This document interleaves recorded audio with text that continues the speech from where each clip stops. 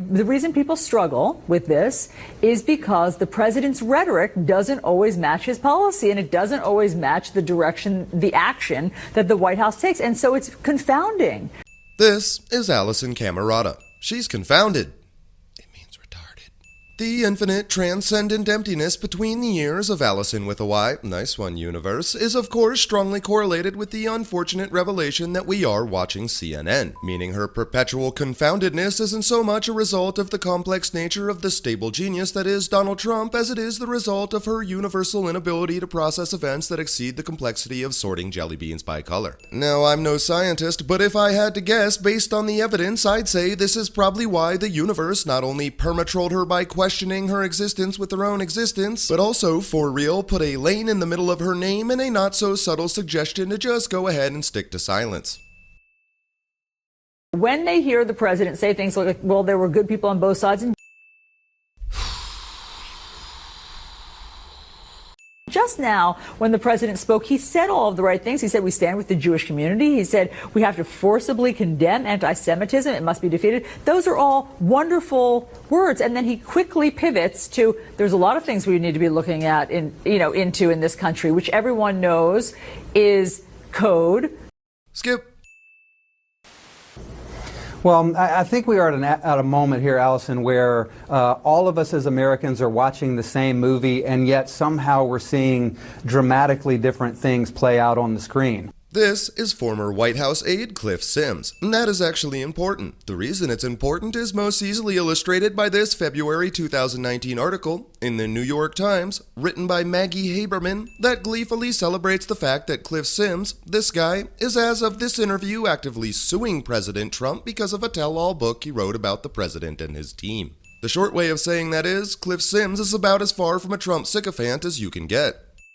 Well-meaning people. I mean, I don't know Don, but when I hear Don talk about the way he felt about Charlottesville and what the president said, it's diametrically opposed to what a lot of people, I would say myself included, watched happen. I mean, the president did condemn white supremacy. He did condemn those things. Then you are delusional. This is Worst Journalist of the Year, Don Lemon, Worst Journalist of the Year. He's, well, you get the idea. You are delusional because that's not what a lot of people say. You know, I'm from Alabama, and so this is an argument that I feel like we have had for years and years. Says words that are hollow. Because the president said, "Oh, we should come together." This is a day. Hold on, let me finish. You insisted on talking over me, so I really don't know what you're saying. If you stop talking, CNN. Insisted on talking over me, so I really don't know what you're saying. If you stop talking, then we won't be talking over each other, and I will let you respond. Well, you want to interview me. You asked me to come on your program, so give me a chance to talk. The president's words don't matter. If I sit here in an office with a bunch of ladies, that's not what I'm saying, Don. I literally just said that the president should step up and lead on issues of racial reconciliation. I literally just said that. You're talking about words and policies, okay? So if I sat here, this is what you just said. I doesn't make said the president's words shouldn't matter. You're not I didn't say that. Let me get it out, and then you can respond. Holy shit. What you're saying is not true, Don. Okay, you're not listening. How do you know? You don't know what it's not. You don't know if it's not true if you don't hear me out. Because you just said that I said the president's words don't matter, and I did not say that. Quick time out to appreciate how annoying it must be to actually have to say, I know it's not true, Don Lemon, because I was sitting here and it didn't happen. You know those sorts of people who hear some sort of legend about pirate gold and go looking for it, then are found 2 months later dead in an abandoned mineshaft because this is real life, not Disney Presents the Goonies? They watch CNN. Okay, so you're saying the president said something right, but his policies are better, so we shouldn't call him a racist, or that panelists shouldn't call him an anti-Semite, or shouldn't call him a white supremacist. Line! White supremacist, Don. It's always white supremacist. Okay, so could you give me an example of the president being a white supremacist, Don? Since you insist that he's a white supremacist, and then you can respond, please. Yeah, I don't really have anything for this. I just can't believe it. Okay, so you say it doesn't matter. That's my interpretation. Worst Journalist of the Year, Don Lemon, Worst Journalist of the Year, is now going to, in front of our eyes, just completely toss everything Cliff Sims said out the window, invent a totally new straw position out of nowhere with the reasoning that's his, quote, interpretation, and proceed to rant about everything wrong with the fake position he just made up. Which probably has something to do with or that the president's policy should speak rather than his rhetoric. Okay, so if I sit here on this panel and I tell these women that I want to grab them by the you-know-what, but I am a supporter of women and women's rights and I stand up for you, how does that... So then what should I believe? Should I be able to do that? This is what your face looks like when you're suing Donald Trump and the CNN talent that should be blasting your softball into the bleachers accidentally swung with its own face and is now having a mental health episode in a pool of its own feces on home plate. Do my words matter more? Do my actions matter more? Wow, I've never thought about it like that before. All of it. I think all both of it is encompassing upon me. So you cannot say that the president's words don't matter and we should judge him on his policies rather than his words, because all of it matters. Well, fortunately, that's not what I said, Don. That is exactly what you said. You said the president's policy. You talked about his policies. Only two people will ever know what was on the other side of the blackness Cliff Sims gazed into at this moment, and those two people are Cliff Sims and Satan. You talked about his policies. Is what? You talked about his policies. You said his policies are what matters. I said that his words and his policies matter, Don.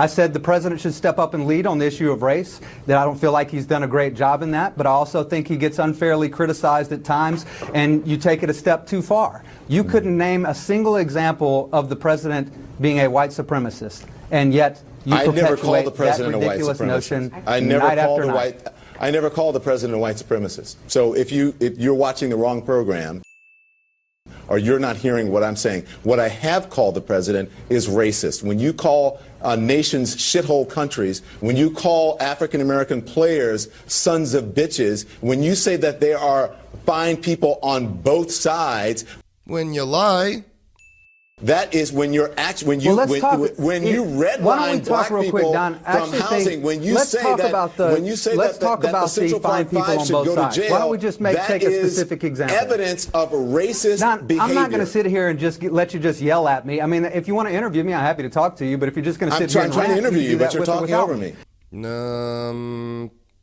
Wow. Why don't let's talk about something very specific. Let's talk about the fine people on both sides, because I think this is an important conversation to have. So I think if you think the president is a racist, you hear that and you hear the president saying there are fine white supremacists and there are fine anti-white supremacists. Now, I'm from Alabama, so I've been a part of this kind of the argument over the monuments and things like that for years and years. I've seen this play out here in our state. If I'm from Louisiana, by the way, so I've seen it play out. And you think that he is not a racist, when you hear him say that, what you hear him say is, you know what, there are good people who think we need to get rid of these statues because they are monuments to slavery. They are monuments to white supremacy. That's not what he said. And there are also good people on the other side. That's not what he said. Who don't want to get rid of those because they feel like this is our history. Even if it's an ugly part of his history, then we should preserve these. He said. But Don, if you read the entire transcript, he was very clear in saying that he condemned white supremacy. Well, then pull it up.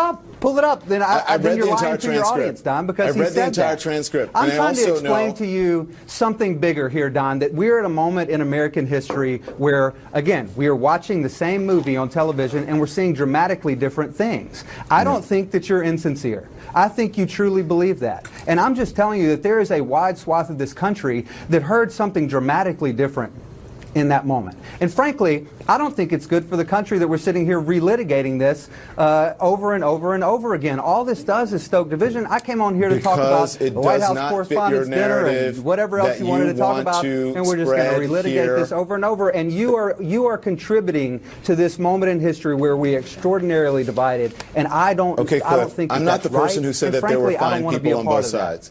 I'm not the person who said there were fine people on both sides. I'm not the person who called countries shithole countries.